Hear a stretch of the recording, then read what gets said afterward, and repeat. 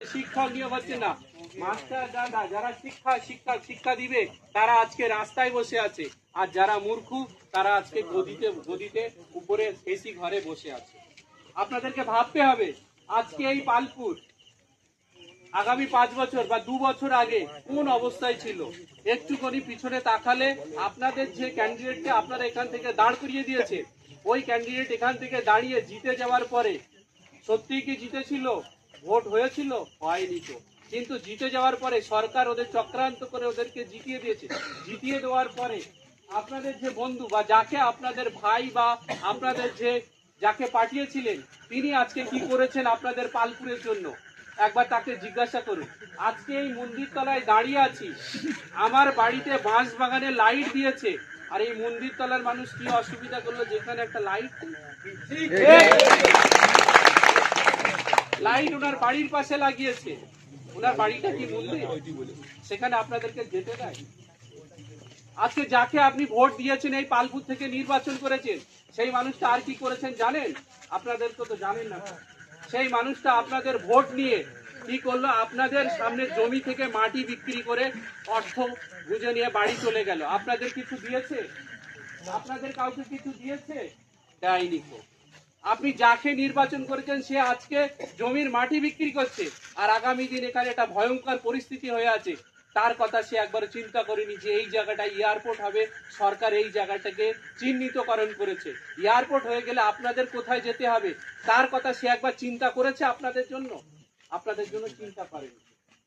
চিন্তা এই কারণে করেনি কারণ আপনাদের কথা ভাবতে গেলে সেই যে টাকা পেয়েছে তার ভাগ আপনাদের দিতে হবে। সে এখান থেকে টাকা নিয়ে গুটি চুপি অন্য জায়গায় জমি কেনার বা জমি খোঁজার ব্যবস্থা করে নিয়েছে। যেখানে এয়ারপোর্ট হবে আমি সেন্টিগ্রেট করব, এখান থেকে টাকা লুটবো, অন্য জায়গায় চলে যাব। কিন্তু বাকি আপনাদের কথা ভাবেনি। আপনাদের কথা সত্যি যদি ভাবতো তাহলে এই জায়গায় একটা লাইট লাগিয়ে। আরো কয়েকটা কথা, আপনারা যাকে ভোট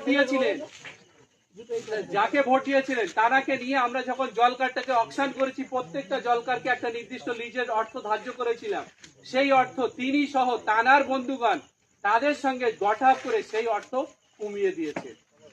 আপনাদের ন্যায্য লিজের টাকা এখনো আপনাদের বাড়িতে পৌঁছাচ্ছে না, আরো পৌঁছাবে। আপনাদেরকে সিদ্ধান্ত নিতে হবে এই টিএমসি কে আর ভোট নয়, অর্থাৎ আইএসএফ কে ভোট দিন।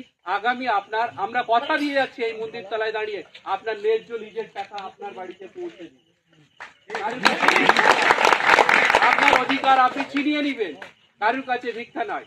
আরো কয়েকটি কথা বলে যেতে চাই। এই পালপুরে আমি শুনেছি এই পালপুরে মন্দিরের পূজার জন্য বা দুর্গা উৎসবের জন্য এখানে একটা দুর্গা পূজা হয়, একটা কালী পূজা হয়। এই উৎসবের জন্য এতদিন পালপুরকে মাত্র 3000 টাকা দিত। 3000 টাকা দিত। তার আগে শুনেছি নাকি 500 টাকা দিত। তার আগে শুনেছি নাকি একটা মদের বোতল দিত, কে যেত নিয়ে বাড়ি চলে আসত।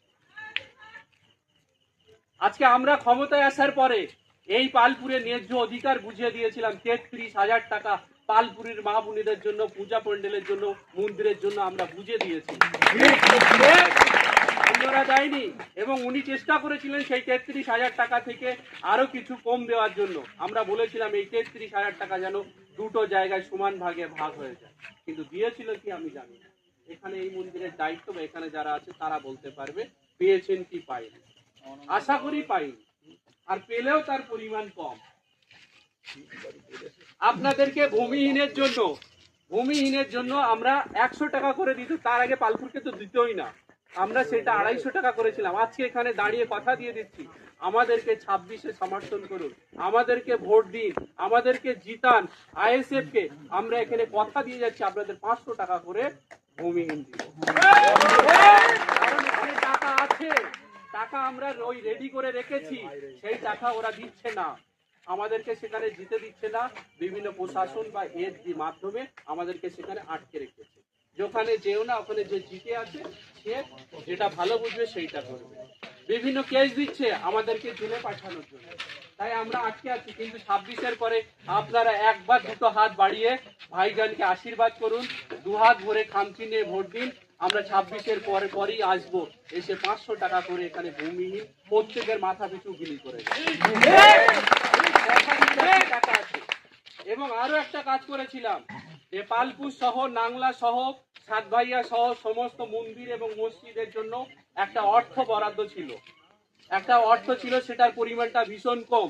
আমরা বারবার বলেছিলাম যে ওই মন্দির ওই মসজিদের জন্য অর্থটা একটু বাড়িয়ে দেওয়া হোক, কারণ মা বোনেদের কাছে এখানে একটা বিয়ে হলে কালী মন্দিরের জন্য অন্যের বাড়িতে যেতে, এখানে একটা কালী মন্দির নির্মাণ বা একটা দুর্গা মন্দির নির্মাণ সুন্দর করে। হ্যাঁ, দুটো পাড়া ভাগ আছে, দুটো পাড়ায় দুটোই হোক না, দুটো পাড়ার মানুষ দুই দিকেই দুটো কালী মন্দির হোক, দুটোই দুর্গা মন্দির হোক, পূজা হোক। কিন্তু আজকে সেই জায়গাটা ওরা করতে দেয়নি। সেই টাকাটা আপনাদের যে বন্ধুকে পাঠিয়েছিলেন, আপনাদের যে ভাইকে পাঠিয়েছিলেন, সেই ভাইকে জিজ্ঞাসা করবেন 7 বিঘা জমি মাপা আছে, তার টাকাটা কোথায় রাখা আছে। সেটা বলা হয়েছিল থানায় থেকে বসে যে ওটা মন্দির এবং মসজিদের টাকা ভাগে চলে যাবে, টাকাটা তুলে দুটো মন্দির এবং যে মসজিদ আছে সেখানে সমান ভাগে ভাগ করে দিতে হবে। আজকে দিয়েছে বলে আমার তো মনে হয় দেয়নি, আমার মনে হয় দেয়নি। সেই টাকাটার কোনো হিসাব আজও দেয়নি। আজকে এখানে দাঁড়িয়ে কথা দিয়ে গেলাম, আপনারা আমাদেরকে 26-এ ভোট দিন, আমরা ওই টাকা বুঝে আপনাদেরকে দিয়ে যাব, আপনাদেরকে দিয়ে যাব। এবং আমরা আরো একটা পরিকল্পনা করেছিলাম যে আপনার বাচ্চাটাকে যেটাকে স্কুলে পাঠানো হচ্ছে, সরকার তো চক্রান্ত করেছে, পশ্চিমবঙ্গ সরকার আমাদের সঙ্গে চক্রান্ত করছে, কি হিন্দু কি মুসলিম কি খ্রিস্টান কি জৈন সকলকে সমানভাবে চক্রান্ত করছে, সমানভাবে ভাওতা দিচ্ছে, সমানভাবে ঠকাচ্ছে। কিন্তু আমরা চেয়েছিলাম আপনার বাচ্চাটা যাতে সুশিক্ষায় শিক্ষিত হয়, তার জন্য এখানে মধ্য বাংলায় একদম গ্রামের মাঝখানে একটা ফ্রি শিক্ষার ব্যবস্থা করবো। অর্থাৎ আপনার বাচ্চাটা যে স্কুলে যাচ্ছে সেখানে তো ভালো মাস্টার নেই, কিন্তু আমরা চেষ্টা করেছিলাম এখান থেকে একটা কিছু পরিমাণে অর্থ নিয়ে বাইরে থেকে মাস্টার রেখে আমাদের বাচ্চাটাকে ধরে ধরে প্রশিক্ষণ দিব এবং আমাদের বাবা মায়ের সঙ্গে বা মায়েদের সঙ্গে কথা বলে আপনার বাচ্চার কোন কোন সমস্যা, কুইগুলোর সমস্যা, সেইগুলো জেনে তাকে সেইভাবে শিক্ষায় শিক্ষিত করে তার অসুবিধাগুলি সমস্যাগুলো সমাধান করে একটা সুন্দর ভালো ছাত্রই পরিণত করতে। কিন্তু আপনাদের যে বন্ধুগণ বন্ধুকে এখান থেকে পাঠিয়েছিলেন, তিনি কি করেছেন? তিনি আসলে জিজ্ঞাসা করবেন। আজকে যে আমার যে ভাই বলেছে যে বাড়ি দিয়েছে, হ্যাঁ সত্যি বাড়ি দিয়েছে, আমার বাড়িতে 24টা বাড়ি আছে, 17টা বাড়ি দিয়েছে, 17টা, অর্থাৎ আর নেই। এইভাবে কোনো একটা পাড়ায় আছে 31টা, তার 30টা বাড়ি দিয়েছে। কিন্তু শুনেছি আমিরুলের কাছে সবচেয়ে খারাপ লাগলো যে এখানে 2টো বাড়ি দিয়েছে, তাও 2টো বাড়ি নাকি এই পালপুরের সবচেয়ে গরিব মানুষ যে আছে, যাকে আপনারা নির্বাচন করেছিলেন, সেই তাকে নাকি দিয়েছে। বলেছে নাকি পালপুরের সকলে সব ওরা বাইরে কাজ করে, ওদের প্রচুর অর্থ আছে, ওরা সব বড় লোক, ওখানে আমার ঘর লাগবে না। উনি বলেছেন ওখানে কারোর ঘর লাগবে না, কেবলমাত্র আমরা 2জন বা 2 ভাই আছি, ভীষণ গরিব, চলছে না, আমাদের যদি দুটো ব্যবস্থা করে দেওয়া হয়। তা সেই 2টো ঘরই তারা পেয়েছে, আপনাদেরকে ঘরকে দেওয়া হয়নি। তাহলে আজকে যে কাকি বলছিলেন, হ্যাঁ আসুন, আসলে আপনি জিজ্ঞাসা করুন যে আমাকে কি দিয়েছেন আর আমাদের অধিকার যেটুকু আজকে আমি বলে গেলাম আপনাদের সামনে। কারণ এই পুরো টাকা নিয়ে আমি এবং আমিরুল সহ এখানে পিন্টু সহ সকলে মিলে আমরা এই অধিকারের জন্য লড়াই করেছিলাম। আমিরুল নিজে হাতে করে আপনাদের যে ভাইকে পাঠিয়েছিলেন তার হাতে টাকা তুলে দিয়েছে, সেই টাকার হিসেব তো আপনাদের দেয়নি। তা আপনাদেরকে আজকে ভাবার সময় এসেছে, আজকে আপনারা ভাববেন বাড়িতে শুয়ে বালিশে মাথা দিয়ে কাকে আমরা 26-এ নির্বাচন করব বা কাকে আমরা 26-এ ভোট দিব এবং কাকে পাঠাবো। অর্থাৎ এখানে যে কথা দিয়ে গেলাম এই কথা যেন আমি রাখতে পারি তার ব্যবস্থা আপনারা করবেন। আমি এসে দ্বিতীয়বার আমি যদি আপনাদের কথা পূরণ যদি না করতে পারি, এখানে দাঁড়িয়ে বলে গেলাম এই মন্দিরের সামনে আমি এসে আপনাদের কাছে আর ভোট চাইব। পরের 5 বছর আপনি পাল্টে দিবেন, আমরা আসবো না, কথা দিয়ে গেলাম। কিন্তু একটা বারের জন্য পালপুরের মা বোনেদের কাছে চাইবো, একটা বার সমস্ত কিছু ভেদাভেদ ভুলে একবার নওশাদ সিদ্দিকী ভাইজানকে একবার সুযোগ দিন। একবার দিয়েছেন, আর একবার দিন সুযোগ। সেবারে আসতে পারিনি কো, এবারে এসেছি আপনাদের কাছে, বড় জোরে অনুরোধ করছি একটা বার আমাদের ভাইজানকে খাম চিহ্নে ভোট দিয়ে জয়যুক্ত করুন। আপনাদের অধিকার এখানে দেওয়া কথা, আমরা এসে এখানে আপনাদের হাতে টাকা ভাগ করে তুলে দিব, একজনের হাতে দিব না টাকা। আর বেশি কিছু বলবো না কো, বেশ বড় করেছি, অনেকক্ষণ ধরে আপনারা শুনেছেন, আপনাদের অভাব অভিযোগের কথা আমরা এখানে এসে যথেষ্ট শুনেছি।